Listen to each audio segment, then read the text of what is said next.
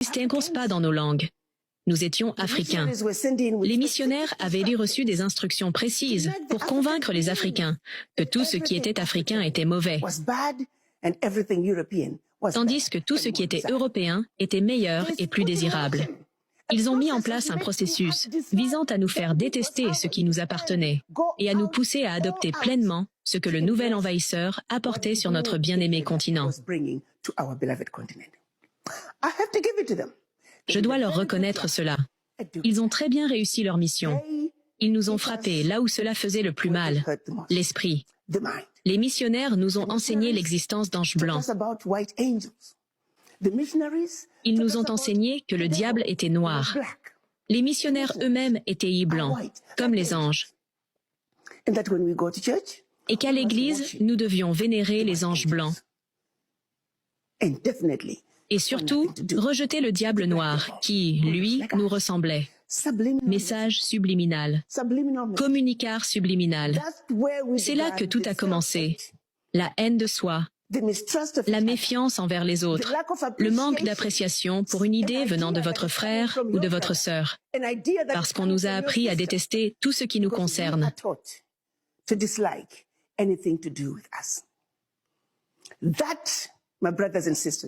Mes frères et sœurs, voilà le premier niveau, le tout premier niveau de la destruction de l'Africain, l'esprit.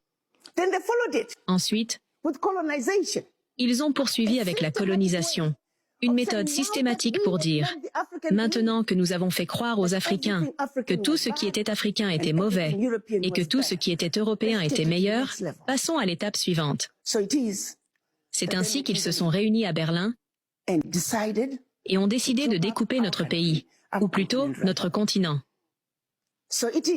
Ils se sont donc rencontrés à Berlin, en Allemagne, à l'invitation du chancelier allemand de l'époque, Bismarck, précisément pour élaborer cette stratégie qui, encore une fois, garantirait qu'Afrique et ses enfants soient à jamais vaincus et dominés.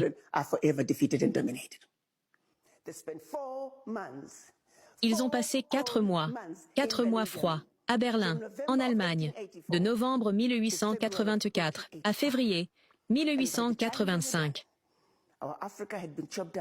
Et lorsque leur réunion a pris fin, notre Afrique avait été découpée en de petits pays minuscules, tels que nous les voyons aujourd'hui. Des pays intentionnellement divisés de manière à ce que, pris individuellement, ils ne puissent jamais survivre et soient même facilement exploitables. L'objectif principal était de s'assurer qu'ils puissent continuer à exploiter les riches ressources naturelles dont notre bien-aimé continent était doté. Une Afrique unie est une Afrique difficile à exploiter. Une Afrique qui parle d'une seule voix. C'est une Afrique résistante à l'exploitation. Voilà donc ce qu'ils ont mis en place. C'est leur stratégie de 1884, lors de la conférence de Berlin, qui a donné naissance à l'Afrique que nous connaissons aujourd'hui. Des pays comme le Bénin, le Togo, la République centrafricaine, le Niger. En fait, tous les pays africains. Puis, ils se sont retournés et ont dit «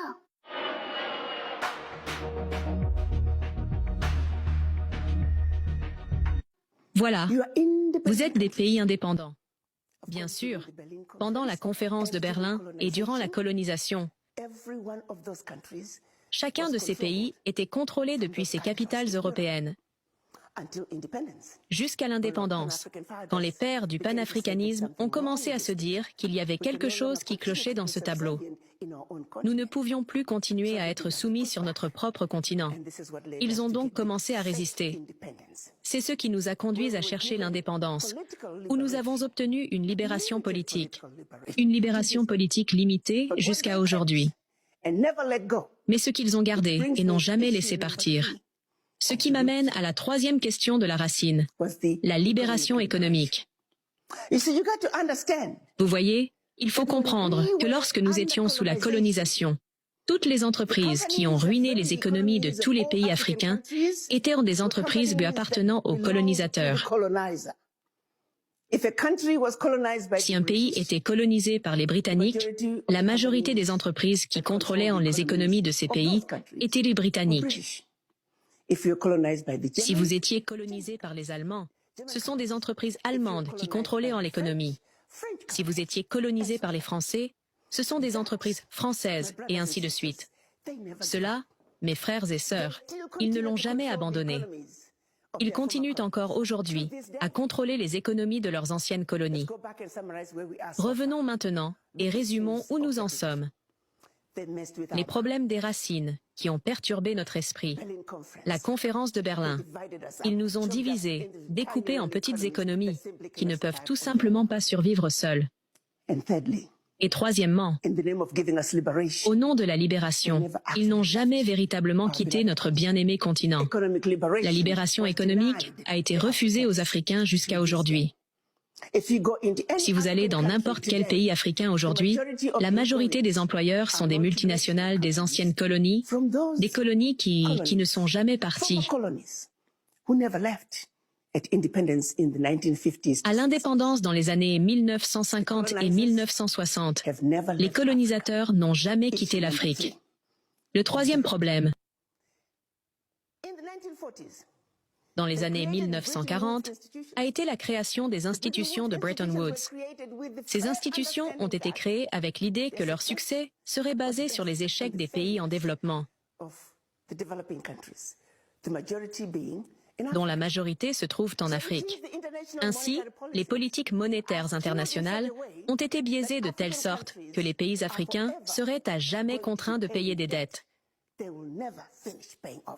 Ils n'en parleront jamais. Le pays africain moyen, tel qu'il est aujourd'hui, consacre environ un tiers de son PIB au remboursement de la dette. Comment un pays peut-il survivre dans ces conditions? Tout cela fait partie du plan.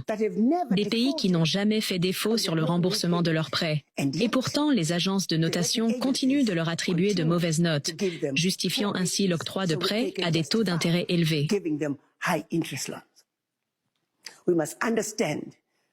Nous devons comprendre le système financier international et comment il maintient son genou sur le cou des pays africains.